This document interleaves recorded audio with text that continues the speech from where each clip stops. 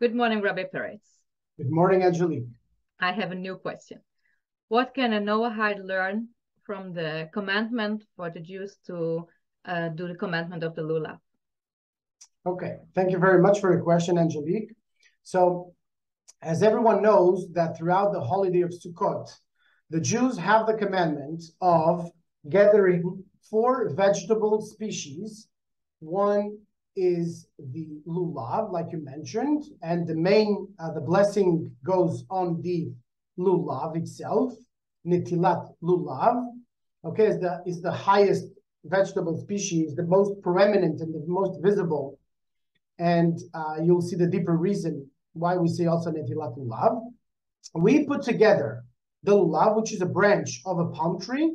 We put together the Adassim, which is the myrtle, and the Aravot, which is the willow branches. We attach them together.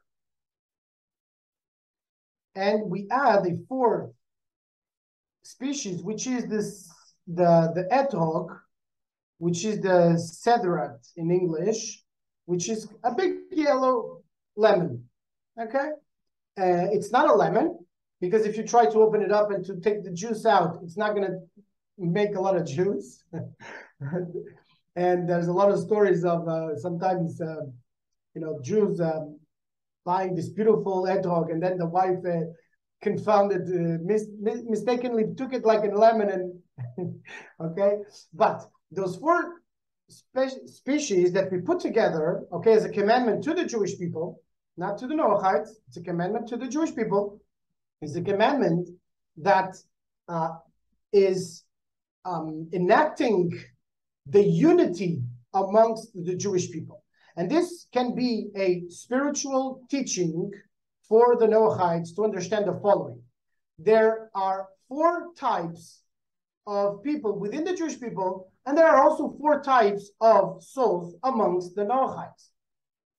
The 4 types are referred by each one of the vegetable species are the Lulav. Let's start with the Lulav. The Lulav has taste and has no smell. The Adas, the myrtle, has smell but no taste. The Arava, the willow branch, has no taste and no smell. And the etrog has smell and has taste. So each one of the 4 species has a specific, unique particularity. So let us understand, what does that mean in our spiritual service of Hashem? Each one of us needs to understand his own nature to serve Hashem with the fullest extent of his potential. And we do it like this. The Lulav, which has taste and no smell, represents the person that studies Torah and does not perform good deeds. We have this type of people who are very intellectual, but have a hard time to go out of their comfort zones in order to reach to others. The Hadas, the myrtle, has smell but no taste. Is representing the type of person that has a lot of good deeds, is a very social person and is always ready to help the others, but he has a hard time to sit and study. The Arava, the willow branch, has no taste and no smell. Represents that person that doesn't sit much to learn and doesn't go out to do good deeds. The etrog has taste and has smell.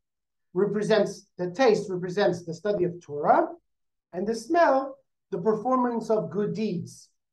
So there are those of us that sit to study Torah and go out of their comfort zone to do good deeds. As you see, no one, the 3 first species, we attach them together, the Lulav, the Adas, and the Arava, we attach them together, and the Etrog is separated. And we unite him with the other 3 when we are doing the blessing. Okay, what is the teaching for us here? First and foremost, that we have to understand what type of personality we have. If we're more of a person that sits and learns and does less good deeds, or we do more good deeds and less learning, or we don't have any one of those, or we do all of those, still we need the four for it to be complete. So all four types of personality are part of the community. Also, those simple people that don't study and then don't do deeds, they are also part of the community. And for a Jew, he cannot perform the mitzvah if he doesn't have the four species together. It means that our two practical takeaway home message are: first, we can learn from the mitzvah of the Dalet meaning of the Jews. They are commanded upon a Jew. A Noahide should not do the Dalet meaning on Sukkot, should not do that. Okay? Can study the pertinence, the spiritual pertinence, and apply it in his life.